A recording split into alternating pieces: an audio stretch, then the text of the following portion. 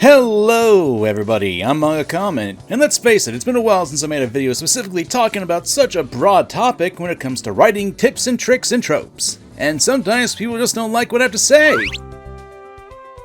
What the f*** am I looking at? And that's fair, it's not like I'm declaring what I say to be fact. The only time I do so is if I'm talking about things that are properly established, like what someone said, or dates, or of that sort. And as such, when I talk about the topics on my channel like protagonists, villains, or whatever trope or topic, I only speak from my own experience and what I personally look for and what I can consider good writing. Sure, that 187k number next to my name down there does seem to lend a little bit more weight to my words, but I don't consider myself to be an authority on anything. I'm just a guy who likes writing, drawing, having YouTube videos, and enjoying a nice cold bottle of name and address withheld.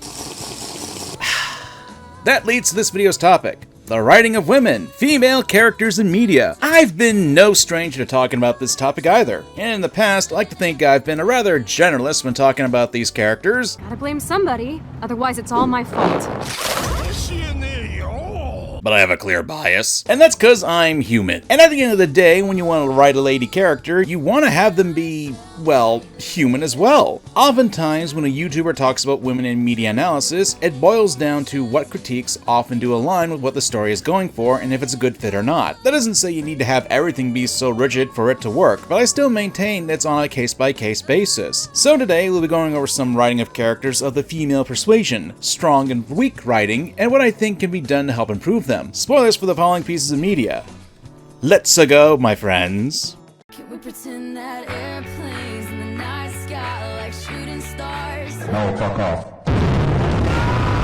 The indie animation scene on the internet has always been a fun roller coaster, and this channel has always been talking of some of the front runners of that scene. So I figured let's get this video rolling by talking about them here. Helluva Boss and Hazbin Hotel are topics I've never really strayed away from, and while I certainly do like the series, I do have issues with the writing of the characters. Keep it up, bird boy, your day is coming very soon. If you've seen my videos focusing on the female leads of Helluva Boss, Millie and Luna, at this point in time my opinions of them haven't really changed yet. Nothing's changed!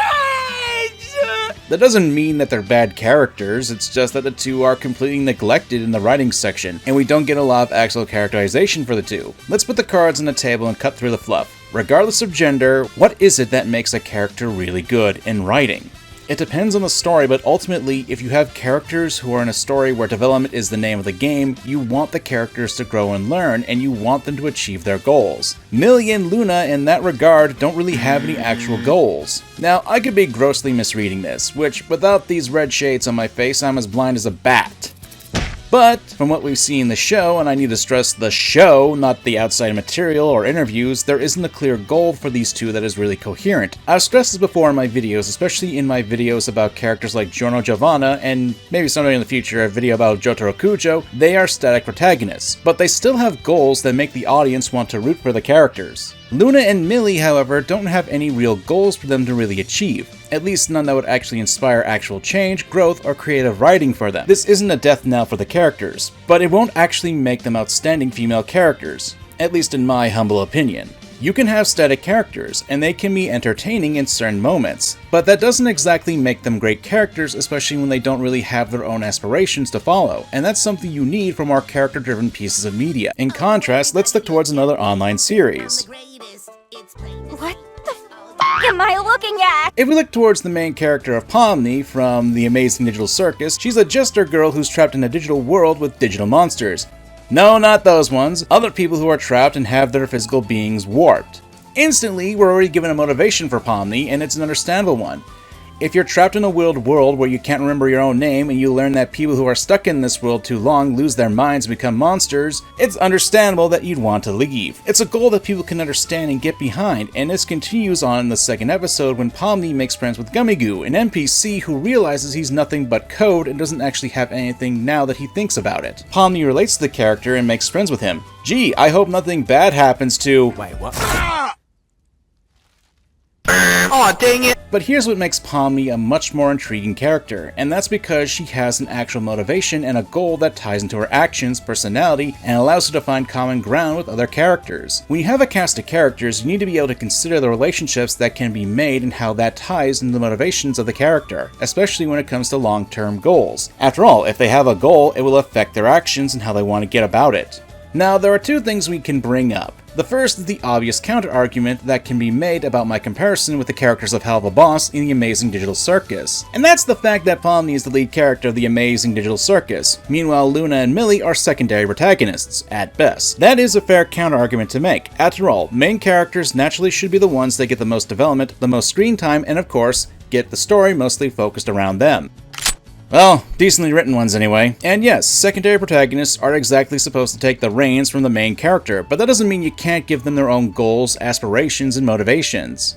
Throw in the fact you can have full-on episodes dedicated to the side characters that can also be used in tandem with developing the main character, and you've got yourself some A-class writing there, boys and girls. Hell, let's take a moment to look back at the moment that was at the second season of Hell of a Boss to express the issue here. Early in the second season, we actually get a flashback of Blitz wanting to adopt Luna from the Hellhound Pound. It's mostly just a glimpse of her backstory, but here's the issue. It was from Blitz's perspective. It was about him and his feelings, not about Luna. The scene is more or less to show how Luna affects Blitz, but not the other way around. Yeah, we get the speech that Luna gives to Octavia about how fathers are trying, but that probably would have been a much more powerful message if the perspective of the adoption scene was flipped. It would have been a stronger characterization for Luna if she remembered that Blitz saved her from a crappy situation, that she realized that Blitz actually does care for her like a father. The speech she gave would have been a hell of a lot stronger, and in all honesty would have made this scene more tolerable.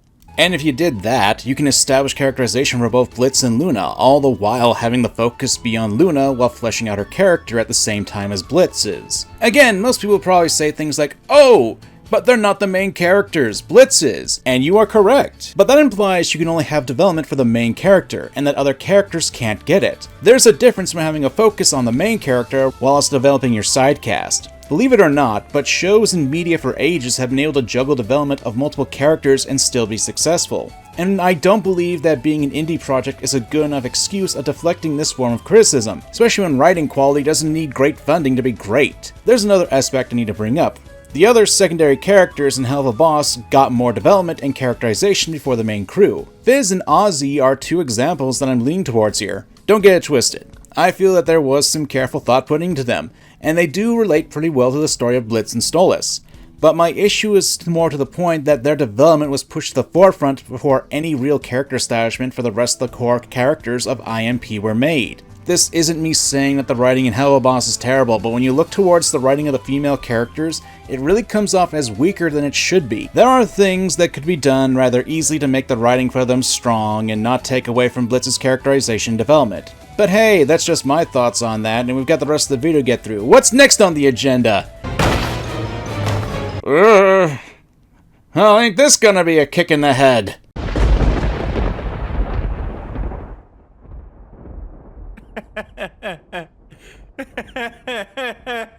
6 pages. The section is 6 pages long.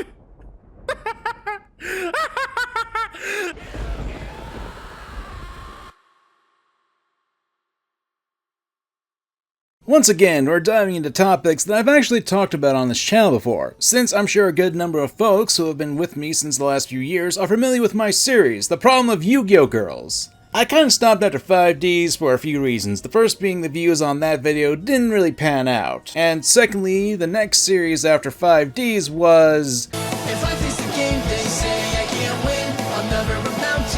A roller coaster ride of failure. Feeling a strong 3 on this one. Well, it featured a few issues I frankly don't want to talk about, since the female lead in that show was overtly sexualized numerous times, which, considering her age...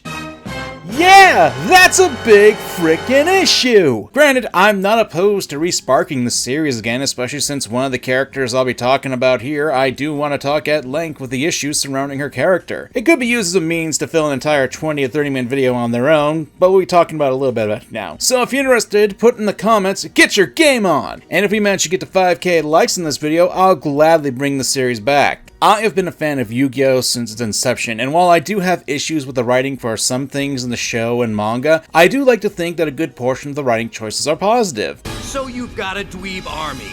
Am I supposed to be scared to attack? Only if destroying an innocent soul concerns you. Nah. As the president of a major corporation, I have to do that every day. And of course, memeable. That being said, while I do have issues with the dubs of most of the animes, like Vrains including a ton of internet memes... You're kinda triggering me. Overall, the story for the anime doesn't really change, at least by heart. I still haven't forgiven the mess that is Yu-Gi-Oh! 5D's dub job, where they blatantly ripped out chunks of the story, including the last part of it. Then again, a kid did technically die in that section, so I guess I understand. Extremely big shit. Now, this isn't a rant how butchered some of the arguably best parts of Yu-Gi-Oh! Is. This is to talk about the writing of the girls of Yu-Gi-Oh! And frankly speaking, they're probably some of the best examples of wasted potential for characters, especially of the female persuasion. Since I don't want to overload my editor with over 2 decades of Yu-Gi-Oh! Footage, we'll be focusing on 5Ds and Vrains for this video. More specifically, Aki Izayoi and Aoi Zaizen. But for those who are filthy dub folks only, Akiza Izinski and Sky Zaizen. Ugh. With Aki, as I already made a video detailing her a while ago, let's give her a little refresher. When she was young, Aki had a pretty neglectful father who put his job as senator ahead of her. We're talking about things like missing her birthdays, failing to keep promises to her. It may not sound like big stuff, but she was 8 at the time. Dude, we're 8. And neglectful parents can have an effect on kids. Then, when Aki awakened her psychic powers, she used them on her father while she was emotional. And ever since then, Aki was stigmatized by her family, seeing her as a monster, and the same kept happening as she got older, when she used her powers against her peers at school. It culminated with Aki running away from home and living on the streets. The leader of an organization of psychics who sought out her powerful abilities, effectively manipulating Aki into becoming a tool for him to use. The story does what the story is supposed to do, and when she meets the other main characters of the cast, they slowly chip away at Aki's false sense of security, with the main lead Yusei helping her reconnect with her parents and get out of the dependency that Divine let her in. It's a story about tragedy, manipulation, and forgiveness. I know for a bloody fact I'm not doing the story justice with this summation. I do have a much longer video dedicated to why I think Aki's story is great, and I'll link it in the cards in the pinned comment, if you want to check it out. What I'm trying to get here is that in the first 2 seasons of Yu-Gi-Oh! 5Ds, Aki's issues were established, there was a lot of conflict that didn't get immediately resolved, and it left the door open for a lot of interesting plots for Aki going forward into the second half of the series. Since there are still things that can be brought up with this plot, like Aki trying to reconnect with society, facing against past victims, or even confronting Divine himself.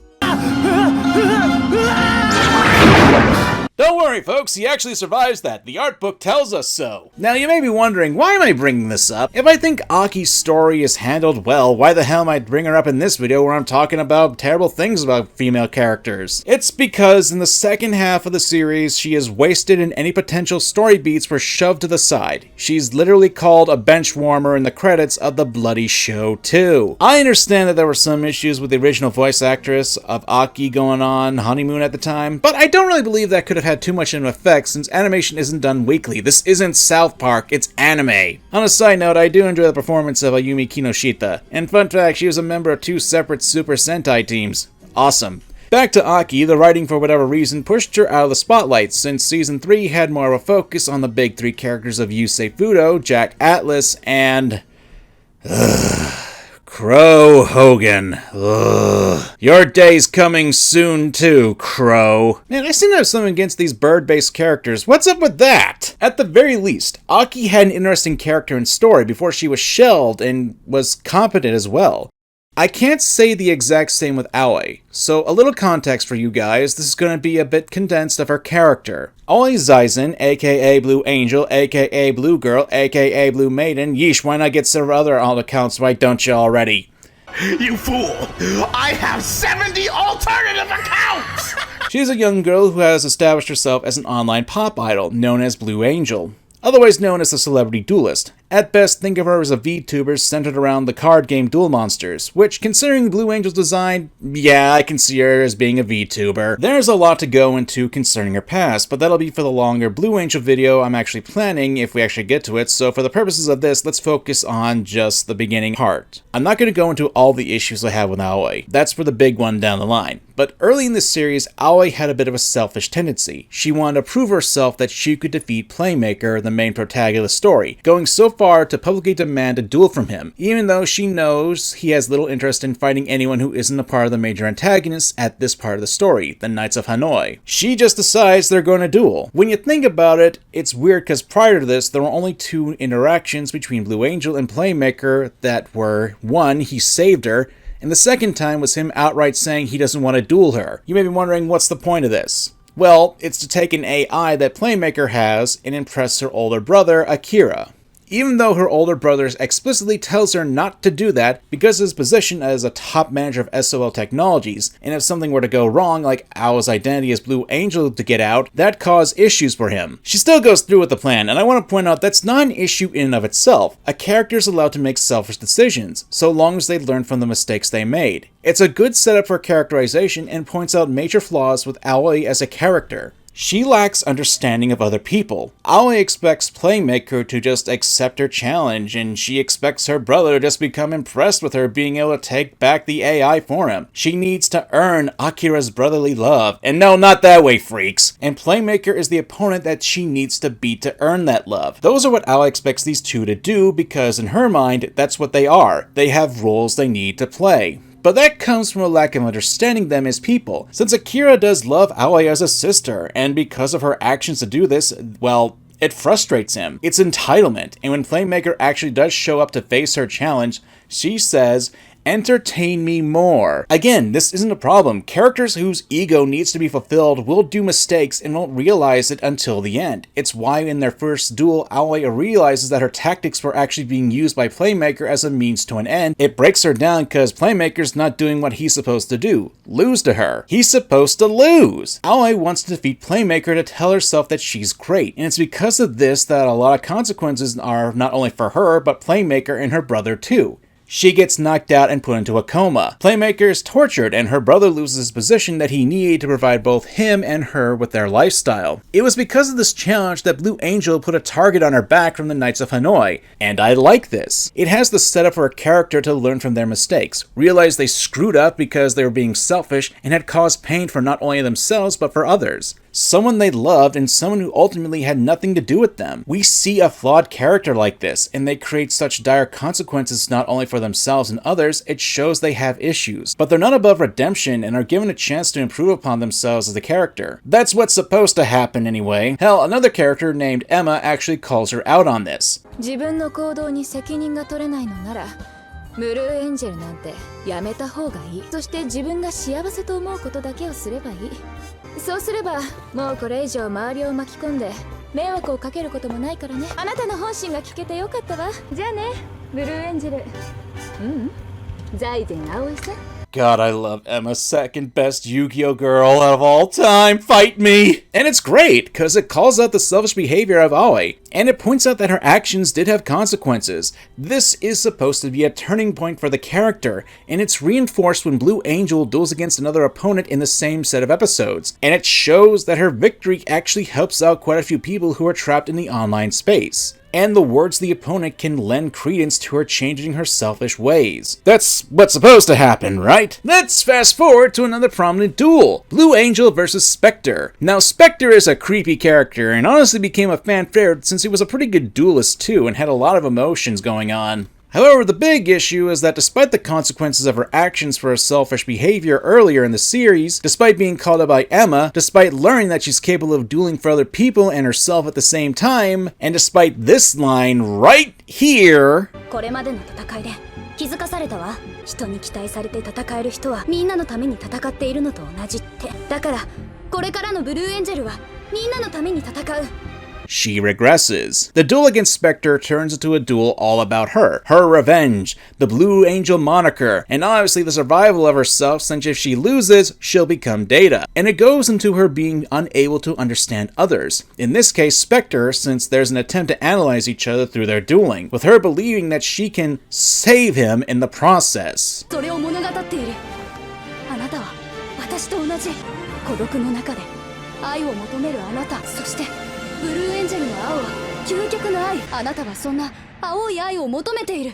今あなたの心にブルーエンジェルが舞い降りる。そしてあなたの魂を救ってあげる。本当ですか？ああ、救ってください。私の魂を。 But because of this, she gets caught up in Spectre's trap because, as Spectre puts it, she's deluded. 残念です。私にとっての倒すべき悪、それは私を救うなどというくだらない妄想を抱くあなたのくだらない、あまりにもくだらなすぎる。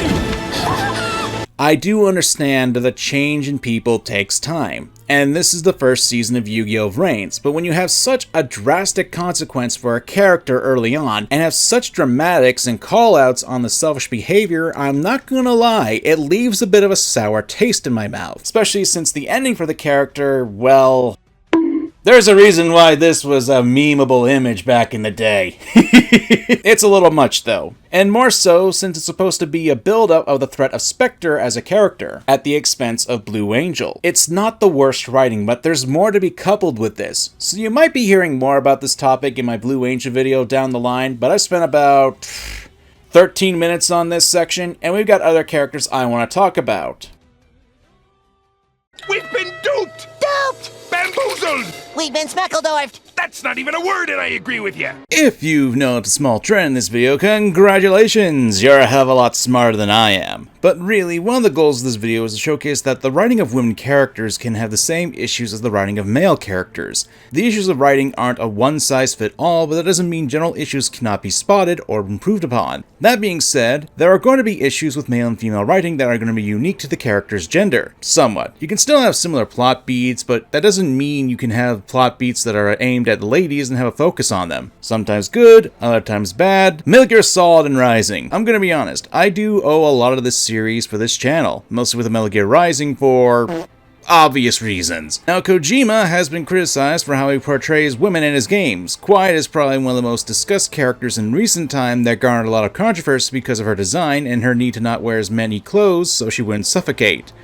Literally. Of course, a lot of people who talk about her design and backstory will often not actually dive deep into the game, and most will probably not be aware of things like the one scene where Venom, Snake, and Quiet are in the shower together with guards watching the whole thing. And there are other issues I have with Quiet and Metal Gear Solid 5 as a whole in that regard, but this is not the video for that. On the other hand, you'll get characters like Eva and the Boss, who arguably are some of the best written women in all of Kojima's lineup. Eva being a stark contrast to Quiet, who, while sexualized as well in MSG3, had a more logical and down-to-earth reason for it, in my opinion.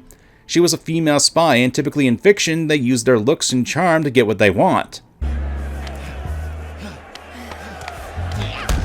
How's that?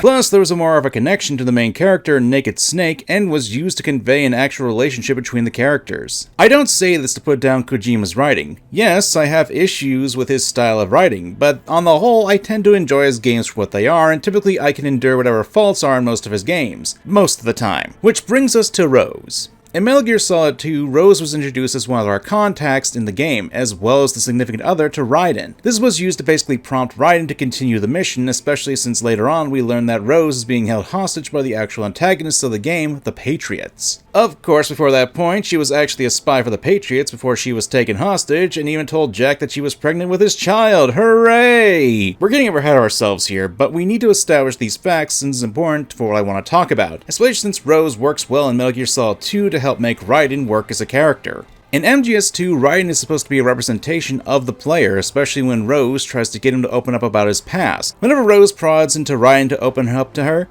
he gets defensive about the topic and wants to focus on the mission. In contrast to when Rose nags Raiden to remember about tomorrow, it pushes Raiden to keep to his mission until the end and survive. But when he pushes her away about his past or his room, Raiden becomes extremely relatable to the player. After all, everyone's got something in their past and current life that they don't want to talk about, or some aspect of them that makes them uncomfortable. And here's why Rose is important to Metal Gear Solid 2 and as a character in that game, that you shouldn't run away from the issues you have, and it's healthy to be open and talk about them. She says this to Raiden, and Raiden is supposed to be a stand-in for the player. Of course, with that in mind, in this game you can be pissed on and forced to run out naked doing flips, but I think you see my point. Rose is an important character. Of course, then there's the prospect that the Rose you've been talking to all this time has been AI made by the Patriots, so that could just be me overthinking and not paying attention to the whole thing, but it is confusing nonetheless. Then we get to Metal Gear Solid 4, and there was a lot of contention with Rose as a character. This is going to be super condensed summary time! Yay! Yay!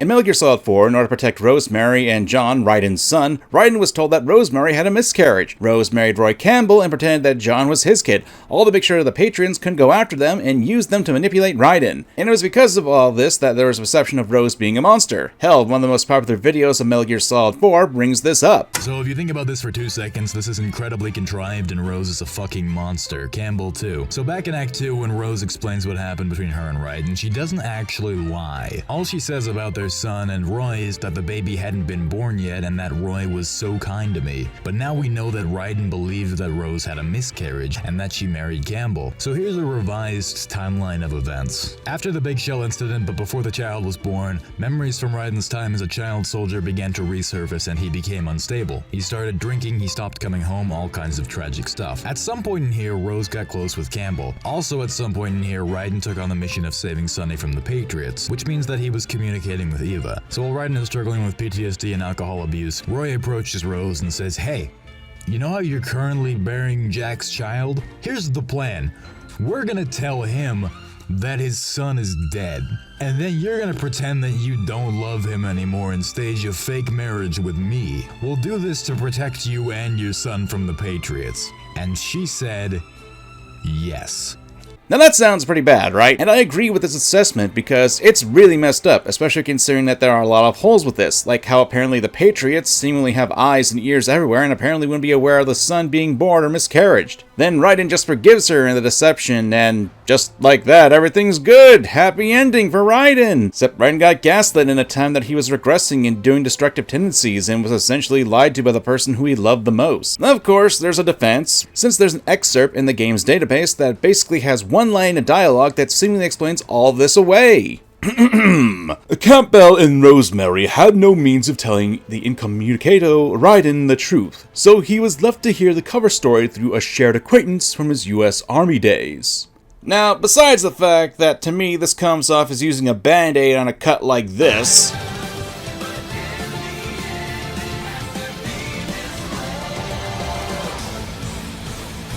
there's the obvious problem of telling and not showing. We don't even know who this shared acquaintance is. We don't know how Raiden heard this information from said acquaintance, or how the acquaintance even got this information in the first place. This is not the best defense for Rose's actions, and it's even more confusing when you read the above expert, which muddies the timeline and makes it more confusing since this plan to work, Raiden would have to heard that Rose had a miscarriage during the Sonny Liberation mission, and that's why he disappeared. Though how would he have heard that information, especially since the miscarriage was a lie to protect Rose and John grabbed to protect them? Was it the army buddy again? We don't know. Ugh, this is so confusing and lacks details. This whole thing is messy, and why I don't think a single line that is actually conveyed in the story and is supplemental material in the database works as a defense of this. Then there are people that are saying that this is cause of a translation error too. I'm not even gonna touch that. I just think this was a stupid idea, and considering that Raiden was already spiraling in a deep depression, this whole "I'm sorry I lied, I wanted to tell you, I still love you" is really icky to me, and this one line in the database is supposed to justify all of that when it wasn't important enough to actually bring up in the main story? For something so important, it's treated with as much importance as an Easter egg in Metal Gear Solid games, and for a series that doesn't mind yapping your ears off. You remember pre-ripped jeans?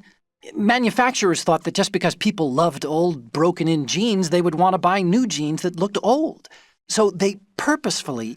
What do jeans have to do with nature and order? Denim should fray and rip on its own, naturally, right? That feels really unfair. Now, I'm obviously not perfect. I could be missing something here, but I know for a fact I'm not the only one who has this position on Rosemary and the writing in Metal Gear Solid 4, and how some of the writing can be messy for characters, especially the women. Hey, you want to end the show with a to be continued meme? I don't even know what that...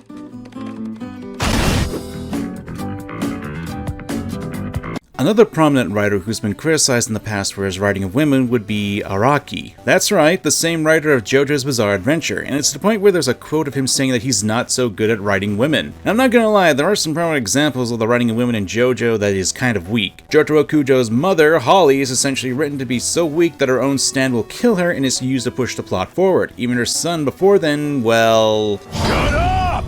Get out of my face, you bitch! Or if you want to go creepy, that one time when Jonathan Joestar was peeping on Lisa, and it turns out later that she's his mother. Ugh. Or or even this iconic and mimetic scene, is about Dio forcing a kiss on a girl. Some people have used these and many other scenes to critique the writing of the women in Araki's work, and don't get me wrong, there are plenty of scenes and moments that make me roll my eyes, even in a work about JoJo's Bizarre Adventure that has a lot of issues. And then there's stuff like Yukako. Friggin' Yukako. Okay, so I'm writing the script at this moment, I'm like super tempted to be negative in this section, but no, that's for another time. Back to my limited sanity, I do want to point out that even in part 5, Araki did want to make the lead in the story a woman.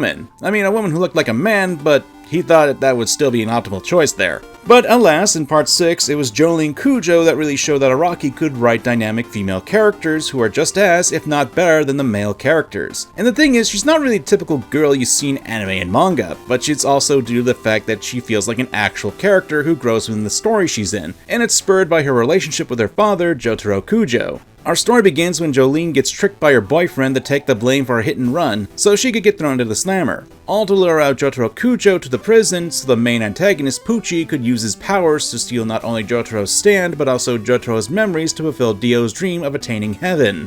Again, a lot of summarization and glossing over details, but what I like about Jolene is not only is she put into situations that are understandable, she was in love with Romeo, and because of that love, she took the blame. It's a nasty twist where her trust and love for another person was abused, and for it, she was thrown into the slammer. And because of that, it creates an interesting character for Jolene, and coupled with the fact that her father, Jotaro, was distant with her, it makes her a lot more skeptical of others. It hardens her as a character. However, immediately when she's given something by her father via the Crooked Attorney, a piece of a certain arrow, it allows her to awaken to her stance so she can defend herself. Now to point out, just because Jolene got a way to defend herself from other stand users and regular prisoners, she still hasn't forgiven her father for his distance while she was growing up. So when Jotaro actually appears in front of her, she's cold and distant to him. It's really down to earth, and it's not over the top reactions that one would expect, especially for anime. It's more grounded in how she interacts with him. And it's only when an enemy stand user attacks that she slowly begins to open up a bit more to him, and even more so when he has to sacrifice himself to save her.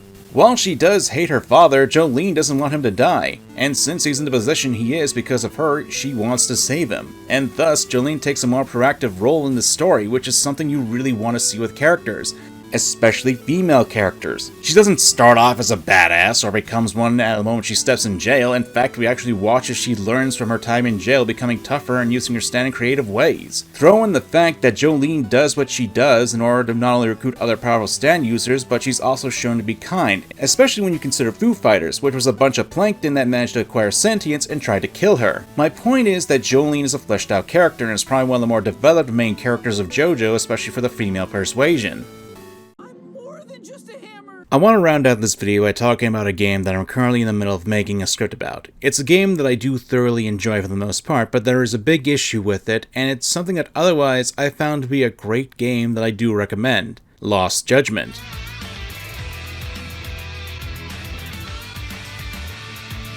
The game follows Yagami, a Japanese detective who's been hired to help deal with a case of bullying in a high school, which immediately spirals into a mystery that delves into the topics of bullying, revenge, murder, and how the justice system is extremely flawed. He is flawed. Not bad for a game that brings up penguins to describe people. Penguins are the same way.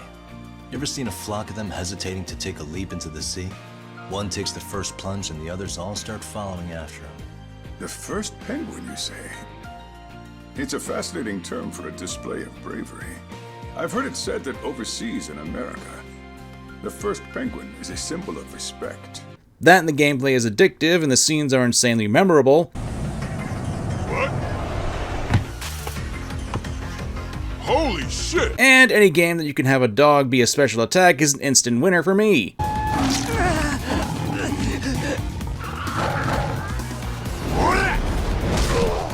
Good job, RGG Studios!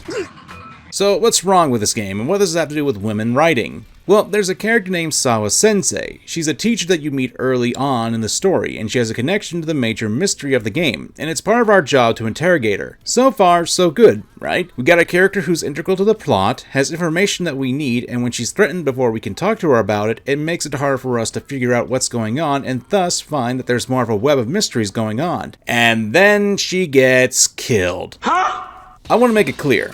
Killing off a character is not inherently good or bad. It depends on the case, and how it affects the story, and if the character was actually a character and not being used as a narrative tool. Unfortunately, Sawa-sensei becomes a narrative tool. Not to give too many spoilers for the game, but once she dies, Sawa-sensei's death is brought up constantly and used as a means to drive the plot for Yagami, motivating him to search for the truth. And I get that part of the reason is that you shouldn't forget about Sawa-sensei, and that there are people in the story who are trying to forget or willfully ignore what happened, especially when there are some people who are claiming it to be done for the greater good, that she was a sacrifice for it. Man, that's pretty f***ed up, Yug. Pretty f***ed up, Joey. Sawa-sensei was someone who was ultimately innocent and didn't do anything to hurt people. She was just caught in the crossfire. She deserved better, but now she's dead. That's the thought process here.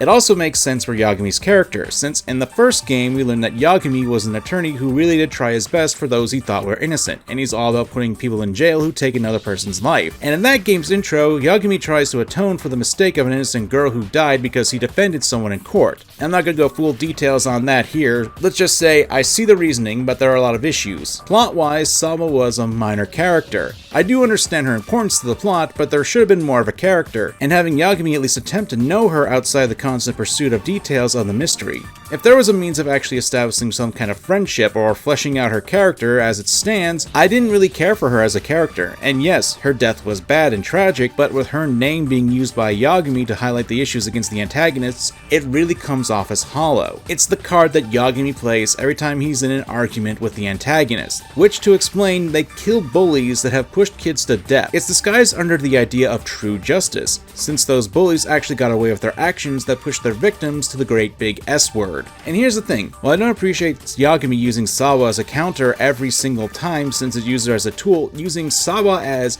innocent person gets caught in the crossfire of corrupted justice doesn't really work, because she really wasn't innocent. She admitted to lying in a court of law involving a bullying case. She destroyed evidence of bullying happening at a high school. She protected a teacher which had led to student to game ending themselves, and protected a teacher who harassed a female student. Lost Judgment makes Sawa-sensei's death into a tool to basically shut down any argument made by the antagonist, and it's pretty much the only argument that Yagami makes. And to be frank, it's not like you can't make a different argument against that thought process, that killing the bullies could possibly create people who would go after the antagonist, doing the whole cycle of violence that could actually work, unlike some other garbage fire. My point is that when you have a female character used as a tool in an argument, you're not exactly doing her death justice, especially if it's the only argument you use.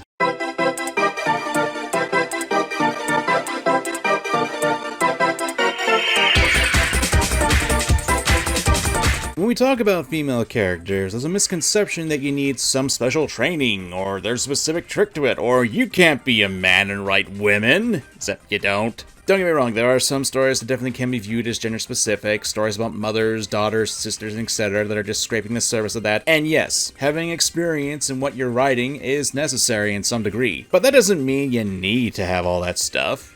When we talk about characters, especially female characters, it's that we need to remember that personalities, stories, and development are not gender specific. Are there stories, characteristics, and personalities that are gender specific? Oh yeah, I can imagine so. But there isn't some magical be-all, end-all. You can make any character have any personality. Any character can have any story, and any development they have can also be applied to anyone. It just depends on how it's done, and that applies to any critiques about the characters can apply to a character regardless of gender. If a person's being a jackass, I'm gonna call him a jackass. Doesn't matter if they're a guy or a girl or something in between. Like, I don't like Chloe Price for a goddamn reason, and everyone knows it. All I ask is just make a good character, make a good story, and put some elbow grease into it. That's the secret way to make great characters. In any case, I'm MangaKamen. Thanks for watching. Keep it real, everyone. Be sure to like, subscribe, leave a comment, and if you're interested, please follow me on Twitch. I'm actually starting to stream a bit more, so if you want to annoy me in real time, go right ahead. Follow me right there. Link in the pinned comment. Later!